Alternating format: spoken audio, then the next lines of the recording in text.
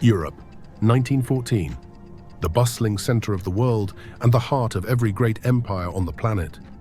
Those living in Europe at this time don't know it yet, but they are about to be thrown into a whirlwind from which nothing of the present order will survive. The world will be turned on its head and the veneer of civilization will fade away. But for now, the music plays, as aristocratic socialites enjoy the fruits of staggering technological progress. The world has never been better, they may say, and despite a few close scares in recent years, Europe has avoided a large-scale coalition war for over 100 years.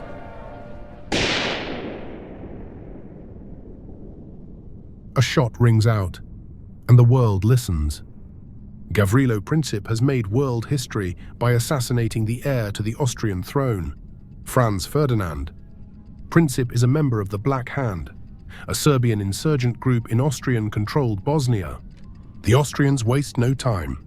They issue a set of strict demands to Serbia and prepare to invade.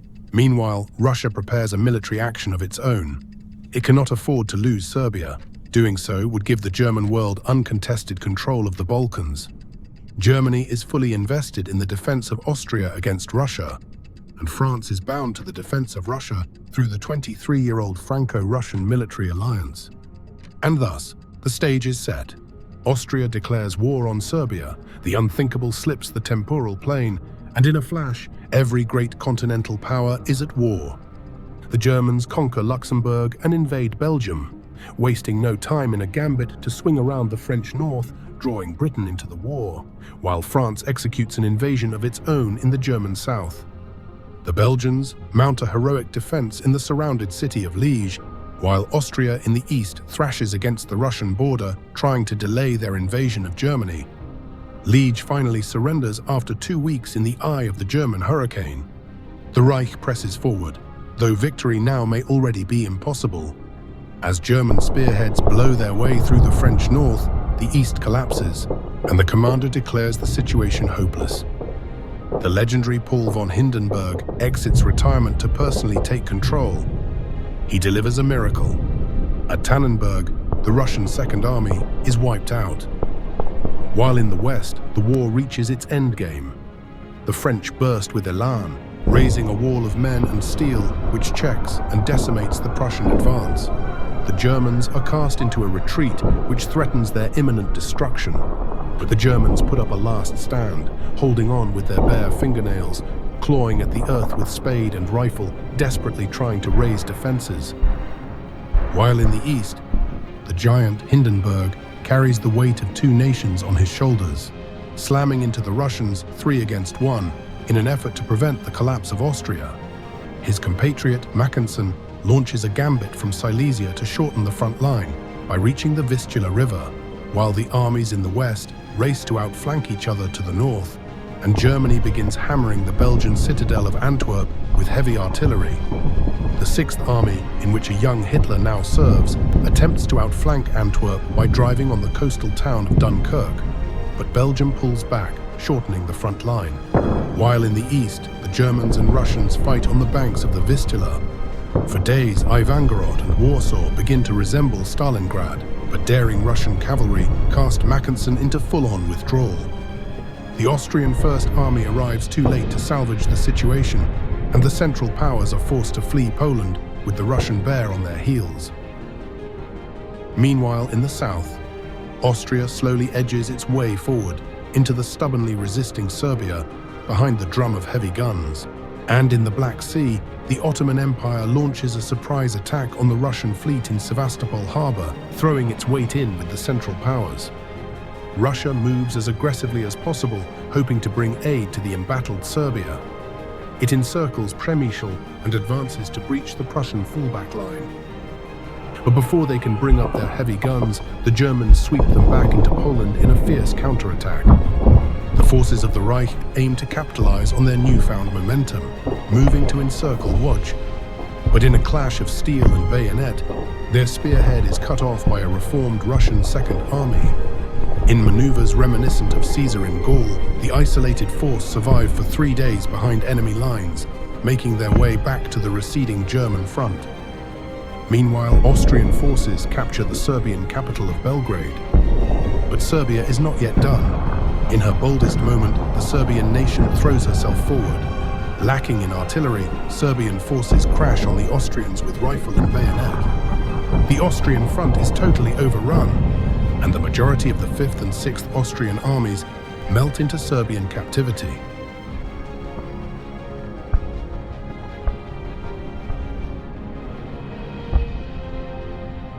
By any conventional sense, the campaigning season is over, but there is no reprieve.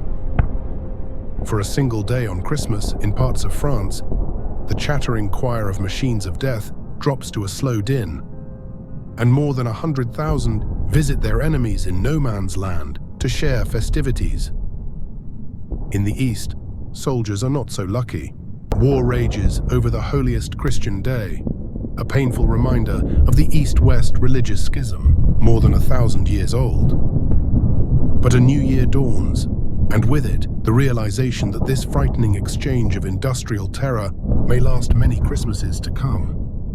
All infantry can do in the face of the artillery downpour is hunker down into increasingly sophisticated trenches. But no matter how deep, trenches are never enough.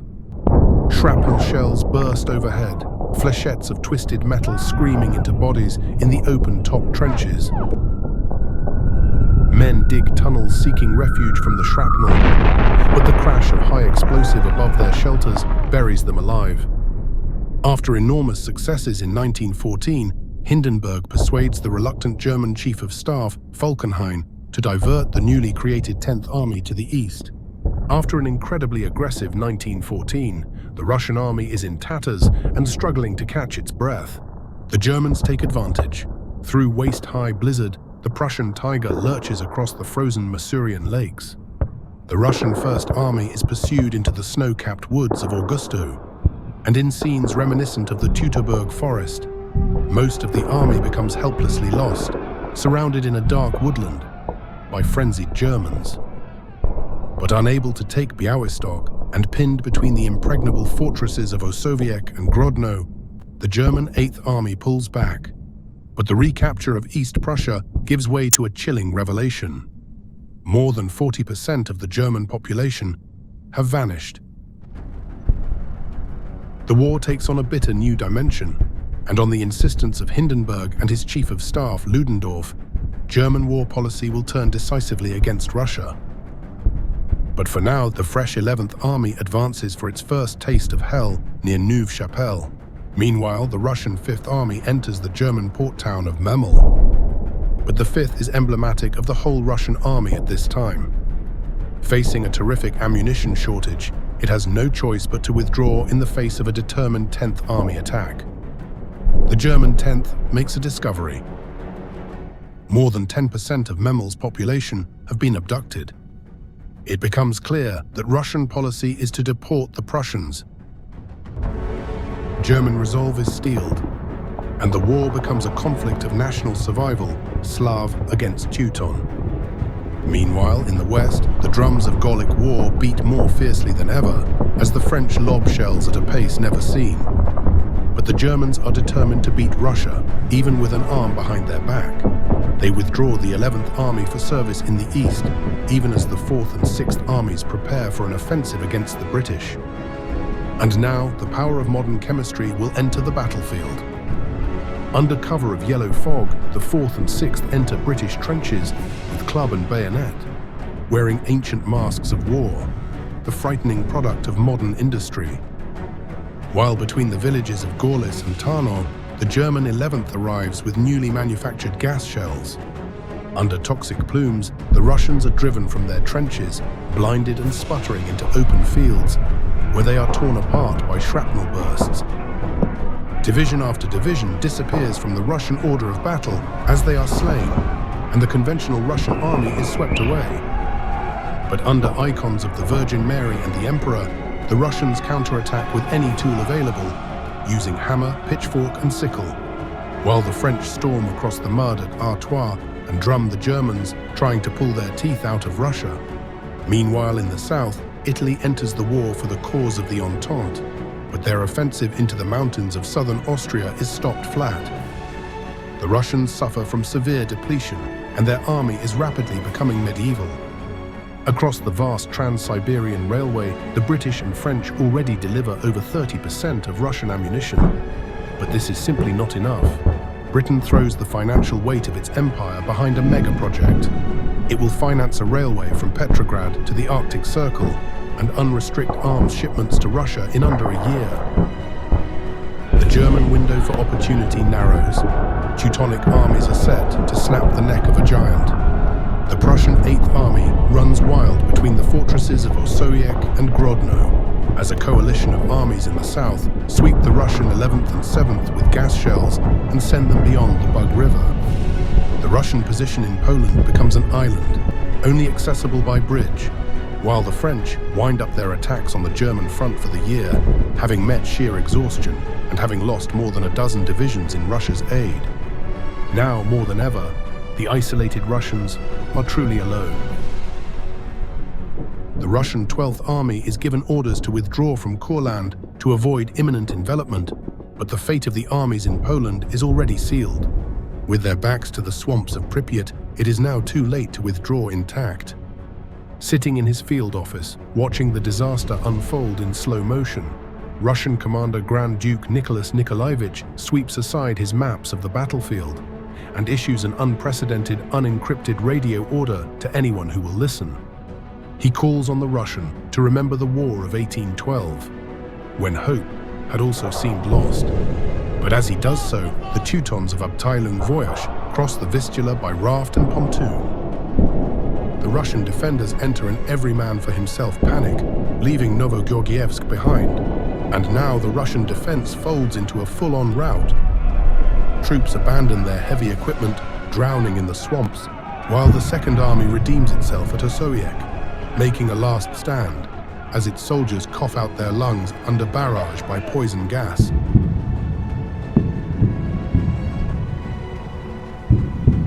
Novogorgievsk surrenders, and with the bulk of Russian strength washed away in the Pripyat swamps, Germans descend on the remaining fortresses, determined to cut a hole to Petrograd or Moscow. Brest-Litovsk is set alight by the retreating Russians, and as Nikolaevich loses control, the Russian Emperor Nicholas II takes personal command.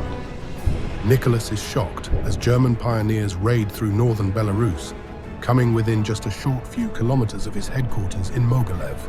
They seek bridges, but brave Russian engineers acting of their own initiative blow the crossings on the Bresina River, slowing them for crucial days. But a moment of initiative is born in Lithuania, where the Russian front is swung open, and alternative histories of German victory seem to superimpose on reality. Germans descend on the gates of Minsk and bring bridging equipment to cross the Bresina, but in a final wind, the Russians kick them back, while the British go over their trenches in support of the Russians and in a flash lose far more souls than on D-Day 1944. The mighty French army join the chorus, attacking in Artois and Champagne and puncturing the German line multiple times with needles of determined infantry. German initiative has been destroyed, and Russia has been saved. But at what cost?